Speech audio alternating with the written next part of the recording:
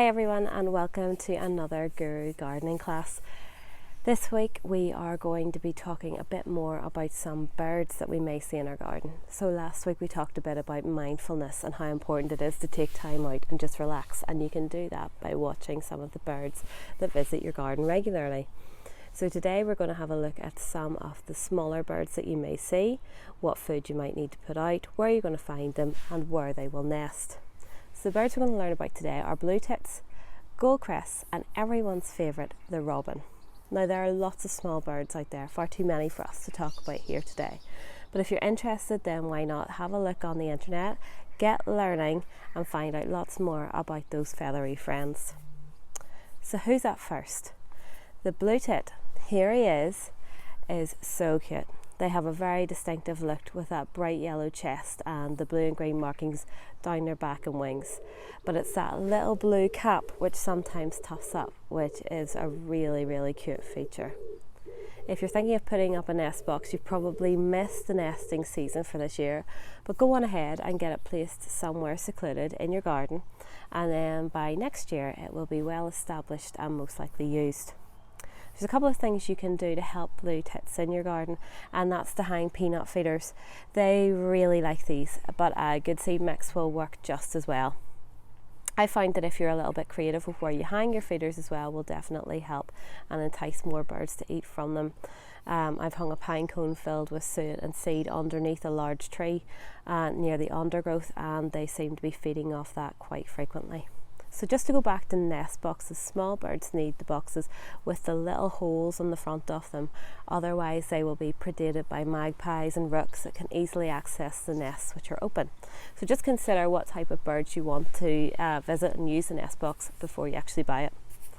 Up next is this beauty, and this is a goldfinch. They have lovely bright red and yellow feathers around the face, which makes them very easily identifiable. They will eat off bird feeders and tables and have a particular love for invertebrates. But apparently they also love teasel plants, and you can see in this picture a goldfinch using its specially adapted beak to tease those seeds out of the teasel. No pun intended at all. Last but not least is firm favourite, the robin. Robins are fiercely territorial and they hold their territory all year round, and they warn off the intruders by singing. Now, intruders to a robin are usually another bundle of red feathers like themselves. They've also been known to have a go at their own reflection from time to time. They will use nest boxes, but these birds usually make their nests out of moss, dead leaves and hair. Sounds delightful. And they will make these nests just about anywhere. So plant pots, old wellies, garden shed, shelves, you name it, they'll be there. And they're really inquisitive birds, but they're pretty confident as well. And I think that's why they have such a meaning to a lot of us, that they will come up and they will watch you as you work in your garden. And in the 1960s, they were actually crowned as the national bird of the UK. So if you want to do more for birds in your garden, then why not have a look back at some of our previous videos where you'll learn how to make your own feeders and also a wildlife water hole, which will provide the birds with a safe place to have a drink. Other things to do with robins is that they will usually pick off the ground. They will use bird tables for food. They will happily eat a good mixture of seed. So they will go pretty much anywhere. So that is probably why they are one of the most frequent visitors to our garden, because there's always a good supply of food available which they will pick on. So before I go, I just want to tell you about a couple of new programs we have starting. So as part of our gardening series, from next week, the 3rd of June, we are starting our beginners gardening sessions. And that's going to be a 10-week series of half-hour classes which focus on everything from the terms that you'll see whenever you visit the garden centre on the plants, because it's difficult to know the difference between a hardy annual and a perennial.